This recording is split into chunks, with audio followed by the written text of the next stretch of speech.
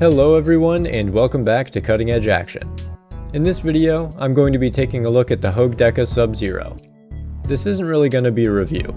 Instead, I'm going to be telling you right now that I think this knife is great, both from a utilitarian perspective or for a collection. In the rest of the video, I'll be explaining what sets a great knife apart from a really good knife. I'll show a variety of cutting tests throughout the video so you can see the performance of this knife for yourself. This Sub-Zero model is a variant of the V2 Deka featuring the blue carbon fiber handles and MagnaCut steel. Unfortunately, you can't get one at retail right now. The SMKW exclusive variant is the only one to come with the carbon fiber handles, and they are totally out of stock. The original price was $200, but I had to get mine from a reseller on eBay for $300. There's another batch in production, but it's unclear when they'll be available for sale. I'll have a link in the description to the listing so you can get notified when they're available for purchase at the normal price. You can still get a Deka in either blade shape in a variety of colors with polymer handles and MagnaCut steel. Make sure you get the V2 so you don't get the extra screws in the handles. In my opinion, they really clutter up the overall design of the knife. I'm sure aftermarket carbon fiber scales will be available at some point, but the V2 version of the Deka is still fairly new. My example features this nice clip point blade. I've changed out the black factory studs in exchange for these blue ones from my Benchmade Grizzly Ridge. The factory studs were pretty rough on my thumb and made the knife pretty uncomfortable to fidget with.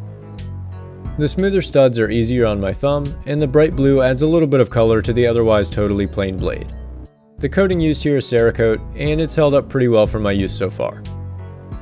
The locking mechanism on this knife is the Able lock, which is simply Hogue's take of the previously patented Benchmade Axis lock. There are small steel liners that only extend partially towards the back of the knife to allow the lock bar to glide smoothly. On knives like my SOG Terminus XR LTE, which use carbon fiber liners, the steel lock bar can feel very rough against the carbon fiber even when properly lubricated. The blade on this knife has been absolutely superb. I've used it for several weeks at work and done various work around the house with it. I haven't had to sharpen it at all, and all I've done is strop it a couple times.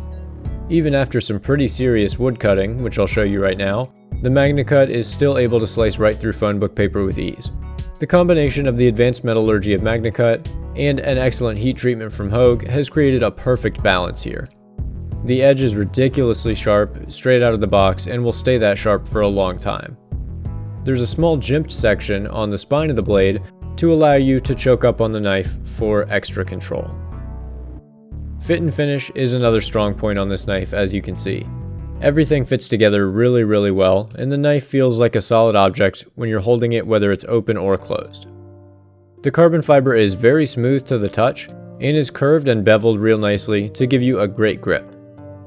The knife might look a little slippery because of how shiny the carbon fiber can appear in the right lighting, but it is extremely comfortable to hold. The cutout for the index finger is decently enough size, but gentle enough that it's not going to dig into any part of your hand.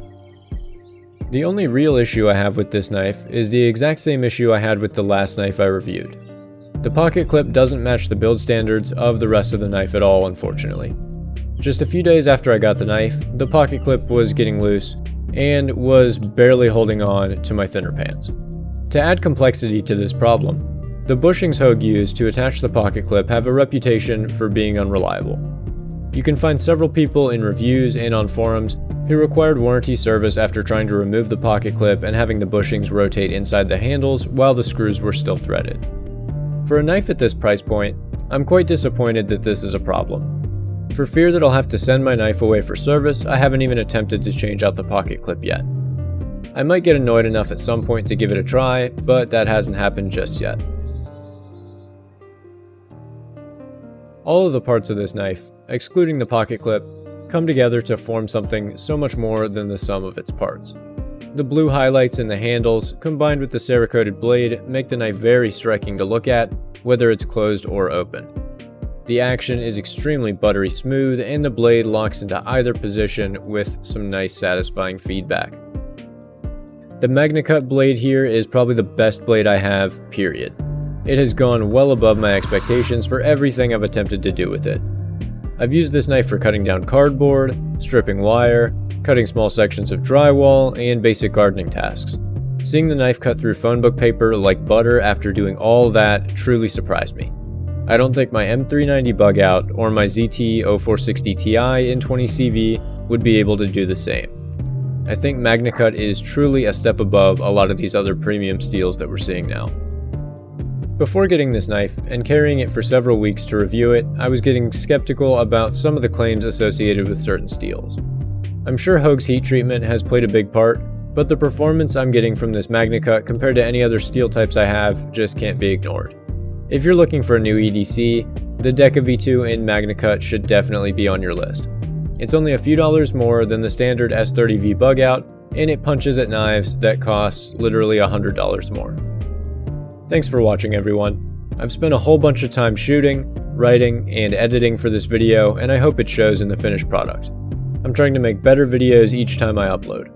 I currently have 3 videos in the editing stage, including the ultimate Benchmade bug out build, the Cold Steel AK-47 field knife, and the Squid Industries Crack-A-Rackin' butterfly knife. Let me know which one of those you would like to see me finish first. If you enjoyed the video, please leave a like. Let me know what you liked about the video or what I could improve on in the comments.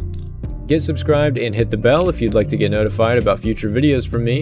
Until next time, this has been Cutting Edge Action.